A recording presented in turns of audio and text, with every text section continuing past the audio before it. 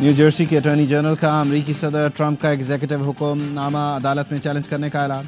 Meat پلیٹکن نے کہا آئین امریکہ میں پیدا ہونے والے بچوں کو شہریت کا حق دیتا ہے۔ صدر کو بادشاہت طرز پر ملک چلانے کی اجازت نہیں دے سکتے۔ یہ سیاسی لڑائی نہیں بلکہ قانون کی بالادستی کی لڑائی ہے۔ ڈونلڈ ٹرمپ نے امریکی صدارت سنبھالتے ہی جو بائیڈن کے 78 صدارتی اقدامات منسوخ اور متعدد ایگزیکٹو آرڈرز جاری کیے۔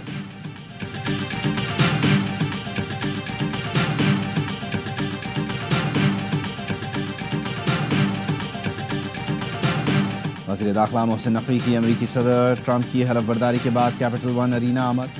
محسن نقوی کو خصوصی پروٹوکول میں کیپٹل ون ارینا ہال میں لایا گیا۔ وزیر داخلہ تقریب میں پہلی نشست پر بیٹھے اور امریکی صدر ٹرمپ کا خطاب سنا۔ تقریب میں امریکی سینیٹرز اور ممبر کانگریس سے ملاقاتیں کی۔ وزیر داخلہ کی خصوصی عشائیے میں بھی شرکت۔ ڈونلڈ ٹرمپ کو عہدہ سنبھالنے پر مبارکباد دی۔ گفتگو میں کہا آج امریکہ کے لیے ایک تاریخی دن ہے۔ امریکی عوام صدر ڈونلڈ ٹرمپ سے محبت کرتے ہیں۔ صدر ٹرمپ کے دور میں پاک امریکہ تعلقات کا نیا باب شروع ہوگا۔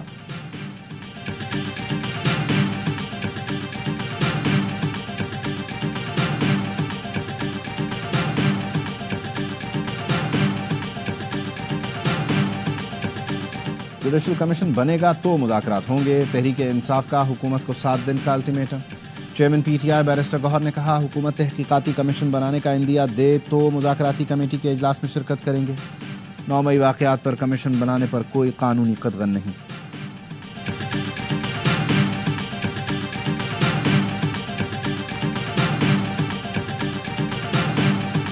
حکومتی مذاکراتی کمیٹی میں جوڈیشل کمیشن کی مخالفت۔ اسپیکر چیمبر میں کمیٹی کا اجلاس۔ وزیر قانون اور اٹارنی جنرل نے کمیٹی کو بریفنگ دی۔ جوڈیشل کمیشن سے متعلق جائزہ۔ اجلاس میں کمیشن بننے کی مخالفت ہو گئی۔ حکومت پی ٹی آئی مذاکراتی کمیٹیوں کا اگلا اجلاس 28 جنوری کو ہوگا۔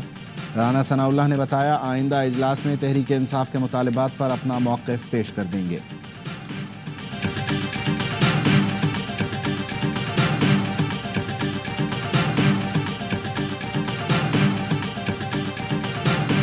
اور نارتھ کراچی میں پولیس کے ہاتھوں مارے گئے تینوں ملزمان اجرتی قاتل اور جرائم پیشہ نکلے۔ چاروں ملزمان نارتھ کراچی 5C4 میں باپ بیٹے کو قتل کرنے آئے تھے۔ پولیس نے ہلاک ہونے والے ملزمان کے موبائل فون سے اہم معلومات حاصل کر لیں۔ سپاری دینے والوں نے دکاندار یعقوب اور بیٹے تہذیب کی تصاویر بھی دی تھیں۔ چاروں ملزمان پنجاب اور کراچی پولیس کو مکتوب تھے۔ تحقیقات کا دائرہ لاہور تک وسیع کر دیا گیا۔ ممکن ہے کمیشن بننا اور کیا بننے جا رہا ہے؟ اگر وہ مشروط کرنا چاہتے ہیں یہ کسی چیز کے ساتھ تو میں نے تو آگے بھی کہا ہے کہ یہ 2014 سے دھرنے سے یہ کمیشن بنانا چاہیے۔ دھرنا کیوں ہوا، اس کے بعد جے آئی ٹی کیوں بنی، میاں نواز شریف کو کیوں گھر بھیجا گیا۔ کمیشن بنانا ہے تو 2014 والے دھرنے کی تحقیقات کے لیے بھی بنائیں۔ وزیر دفاع خواجہ آصف کا تحریک انصاف کو جواب۔ کہا خلوص کی کمی ہو تو مذاکرات کا کوئی نتیجہ نہیں نکلتا۔ ٹرمپ کے آنے سے پاکستان کے لیے امریکہ کی پالیسی میں کوئی تبدیلی نہیں آنے والی۔ احسن اقبال بولے مذاکرات شرطوں کے ساتھ یا کن پٹی پر پستول رکھ کر نہیں ہوتے۔ پی ٹی آئی شرائط کے ساتھ مذاکرات کرے گی تو یہ خود فرار ہونے کی کوشش ہوگی۔ احسن اقبال نے ڈونلڈ ٹرمپ کو حلف اٹھانے پر مبارکباد دی۔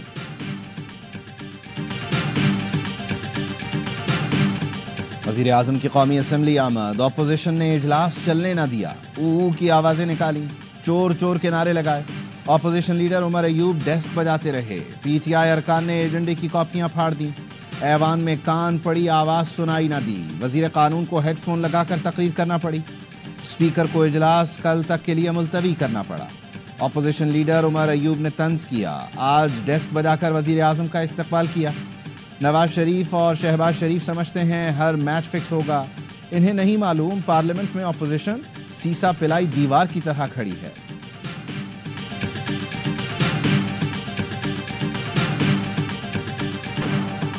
بینچوں کے اختیارات کا کیس مقرر نہ کرنے پر توہین عدالت کا مقدمہ۔ جسٹس منصور علی شاہ اور رجسٹرار سپریم کورٹ میں مکالمہ۔ رجسٹرار نے کہا آئینی بینچ کا کیس غلطی سے ریگولر بینچ میں لگ گیا تھا۔ جسٹس منصور نے کہا یہ کیس آپ سے رہ گیا اور ہمارے سامنے آ گیا۔ آخر اللہ نے بھی کوئی منصوبہ ڈیزائن کیا ہی ہوتا ہے۔ رجسٹرار نے کہا ججز کمیٹی عدالتی بینچ سے کیس واپس لے سکتی ہے۔ جسٹس منصور بولے کمیٹی چلتے کیس واپس لے تو عدلیہ کی آزادی تو ختم ہو گئی۔ ایسا ہوتا رہا تو کل کوئی کیس اس وجہ سے واپس لے لیا جائے گا کہ حکومت کے خلاف فیصلہ ہونے لگا ہے۔ جسٹس عقیل عباسی نے کہا ہمیں علم نہیں کہ موجودہ بینچ کا مستقبل کیا ہوگا۔ کوئی تیکھا سوال پوچھیں تو شاید یہ بینچ بھی ختم کر دیا جائے. کیا پتہ رجسٹرار نوٹ لکھ دیں کہ بینچ ختم کیا گیا. ایڈیشنل رجسٹرار کے خلاف توہین عدالت کیس ڈی لسٹ کر دیا گیا.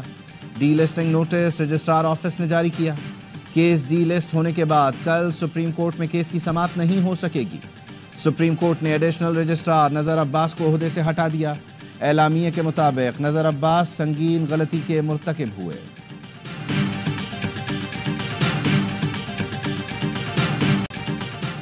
سارم قتل کیس کی تحقیقات جاری. زیر حراست 5 ملزمان کو انویسٹیگیشن سینٹرل کے حوالے کر دیا گیا. پولیس کا کہنا ہے گرفتار ملزمان میں 2 چوکیدار، معلم، وال مین اور سارم کے والد کا رشتہ دار شامل. ملزمان کا ڈی این اے کیا جائے گا. تحقیقات کے لیے 4 رکنی کمیٹی قائم. پولیس ذرائع کا کہنا ہے اپارٹمنٹ کی یونین کو بھی شامل تفتیش کیا جائے گا. سارم کا اغوا اور قتل کی واردات اپارٹمنٹ کے اندر ہی ہوئی. کراچی کے علاقے گارڈن سے مبینہ اغوا ننھے عالیان اور علی رضا کو 8 روز کے بعد بھی پولیس تلاش کرنے میں ناکام. فرنٹیئر کالونی سے 10 سالہ ذہنی معذور ایان کا تاحال کچھ پتہ نہ چل سکا. پیر آباد سے 10 روز قبل لاپتہ ہونے والا 14 سال کا مبشر لیاری سے مل گیا. سر سید کے علاقے سے صبح لاپتہ ہونے والی 4 سالہ بچی کو پولیس نے ڈھونڈ نکالا.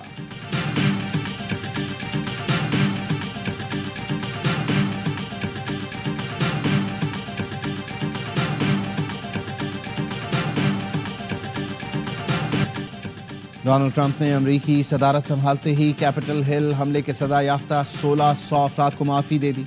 جو بائیڈن کے 78 صدارتی اقدامات منسوخ. متعدد ایگزیکٹو آرڈرز جاری.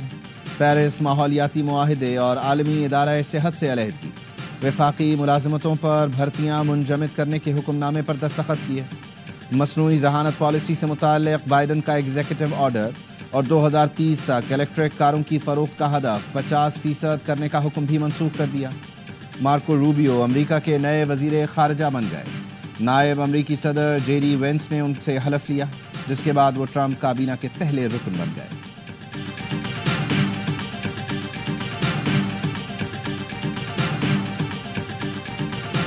بالائی علاقوں میں برف باری سے ٹھنڈ مزید بڑھ گئی. ایبٹ آباد، گلیات، مانسہرہ شدید برف باری کی لپیٹ میں. شوگران کاغان میں 1 فٹ، ناران میں 2.5 سے 3 فٹ تک برف پڑ چکی. سوات کی وادی کالام، مالم جبہ، مہوڈن میں وقفے سے برف باری. آزاد کشمیر کی وادی نیلم اور وادی لیپا میں بھی ہر سو برف ہی برف. شدید سردی میں لوگ گھروں تک محدود. گاڑیوں کی آمد و رفت بھی متاثر. کوئٹہ، چمن اور زیارت میں بھی برف باری. سوات کے علاقے خواجہ خیلہ میں بارش کے دوران گھر کی چھت گر گئی. ماں اور 2 بچے جاں بحق.